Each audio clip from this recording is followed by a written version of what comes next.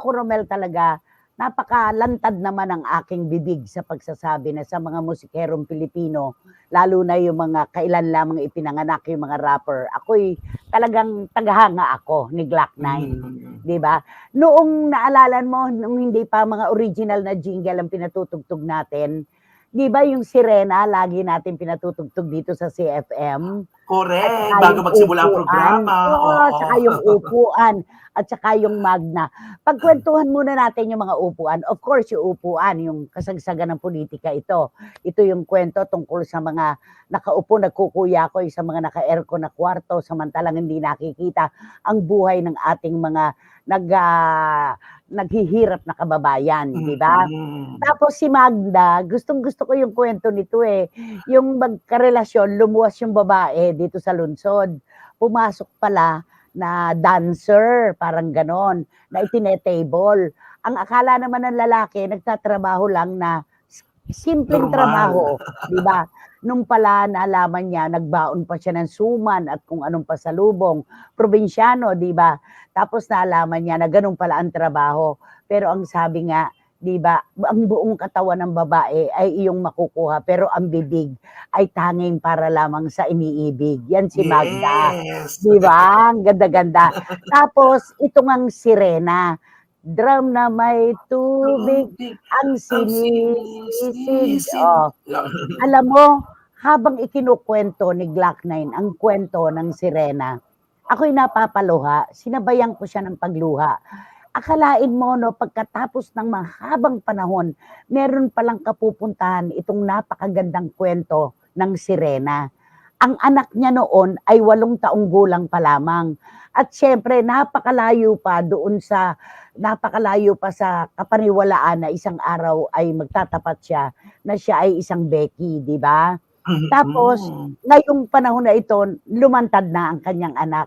Ako'y naluluha doon sa kanyang sinabi na ano pa man, mahal na mahal ko ang mga anak ko. Di ba, Romel?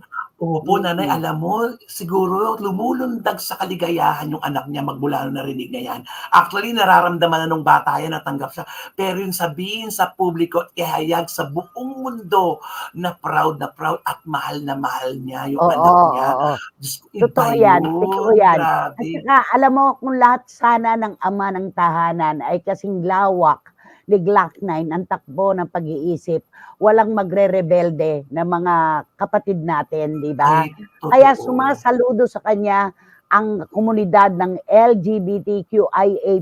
Alam mo ba, mga kaibigan kong Becky at mga tibo, isa lang ang sinabi, oras na magkaroon ng solo concert itong si Glock 9, huhugos kami talaga. Di ba sa'yo din, ganyan ang sinasabi? Opo, nanay, ganyan din. Kaya nga kung ang maririnig ito ni Glock 9, naku, it's about time, ilaban mo na yan. Susugurin ka ng mga kabaklaan. Oo, magbalangkas ka na ng isang konsyerto Oo. na ikaw lamang talaga. Pwede kang magkaroon ng mga panauhin, mga guest mo, pero yung ikaw ang bida talaga ng entablado. Mm. Alam mo anak, saludong-saludo kami sa iyo. At napakasarap Pakan. ng mga sinabi mo na ang anak mo ay mahal na mahal mo, ang mga anak mo. At hindi mo siya hinusgahan. Pero hindi mo akalain na yung kwento pala nung 8 taong gulang pala mga anak mo ay magkakaroon pala ng matinding kasalukuyang napakagandang kapaliwanagan, di ba? Yung sirena. Di Yes, ba? oo. Grabe. At eto, nakakatuwa itong si Juris, ang ganda ng kanyang komento. Mula sa Amerika po ito. Very heartwarming ang ganitong kwento ng mga magulang na may malawak na pangunawa para sa kanyang mga anak. Ito po yung concrete example ng katagang love wins. Dahil gaano man kapasaway ang isang anak o kahit ano pa man ang gender preference ng anak, ang mananaig pa rin ay ang tunay na pagmamahal ng magulang sa kanyang mga anak. Totoo to. Yun. Di ba? Ako talaga kahanga-hanga kasi nakakarinig ako ng mga kwento ng mga kapatid natin, di ba?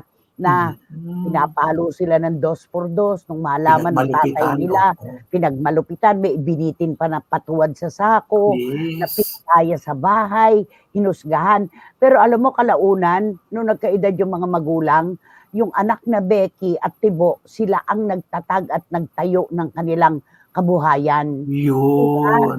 At tunay naman kapag mapagmalaki talaga ang mga beki nating kababayan, aba, ilan ba ang mga talagang sumisikat at talagang sila ang bumubuhay sa kanilang mga pamilya dahil sa kanilang talento, 'di ba?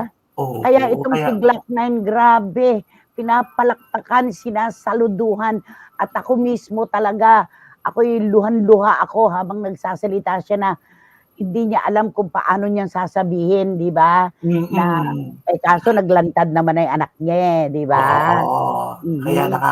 naku, Glock 9 kung nanonood ka't nakikinig ka, ito lang, hindi ba Oo, yan. ganyan, saludo. Ganyan Yes. kami, ganyan, saludo, saludo. Mula't mula pa, gustong-gusto ka na namin, pero ngayon, Mm. mas mahal na mahal ka pa namin. Hindi namin malilimutan ang mga liriko ng mga awiting ginagawa mo na tumatagos talaga sa damdamin.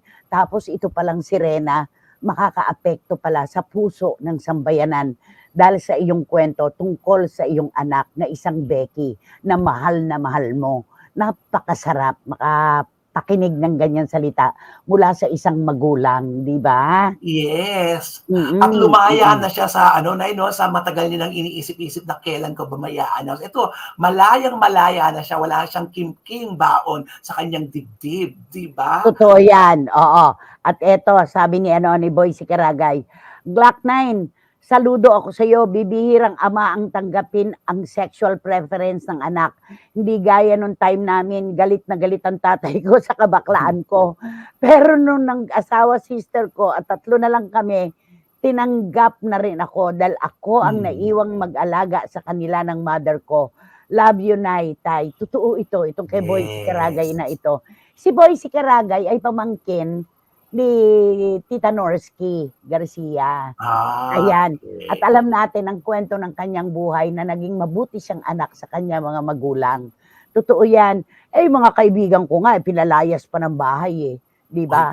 At, opo. yung iba nga nakitira sa mga kaibigan, sa mga kamag-anak, Tinakwil, 'di ba? itinakwil. Noon 'yon, pero Oo. habang dumaraan ang panahon, siyempre nag-a-adjust din naman ang pang-unawa, 'di ba? Unti-unti naman, in Mm. fairness. Ayan, totoo 'yan. At sabi ni Marichu, "May anak po akong sirena, Nay." Ay, si Marichu ngayon ko lang nalaman Ayan 'to. na, ang daming Firmas of revelasyon. Espiritu.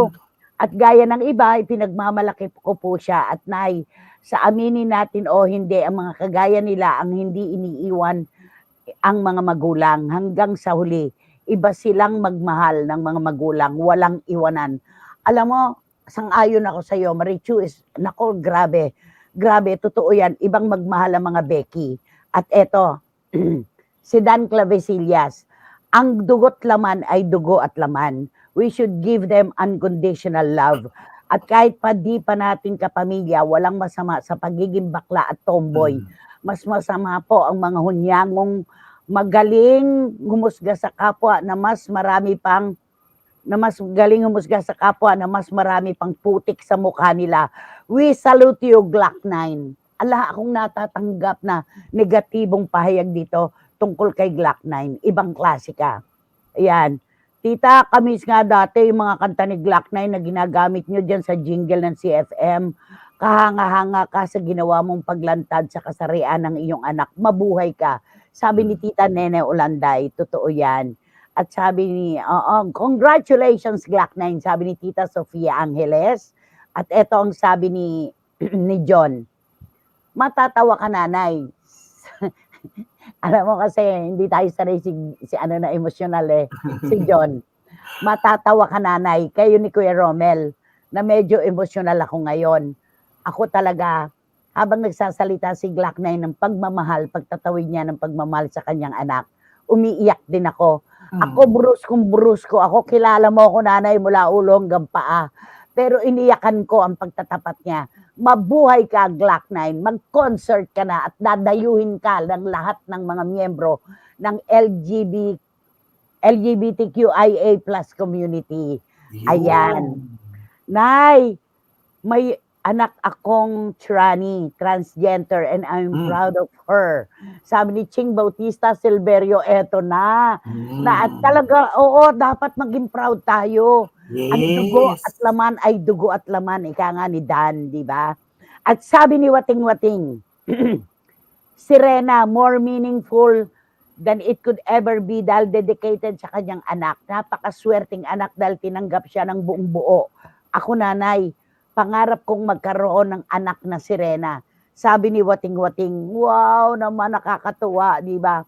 At sabi ni Edelitada, Glock 9, isang pagsaludo. Kahanga-hanga ang iyong ginawa. Wow. Alam mo talaga nakakatuwa naman eh. Aminan na ng mga may anak na Becky at Tibuli ito. Why Seryohan not? natin ang mga may anak na Sirena today. LGBT Day today, sabi ni Boyce Caragay. Totoo ang aming pagsaludo sa lahat ng mga miyembro ng LGBTQIA+ community.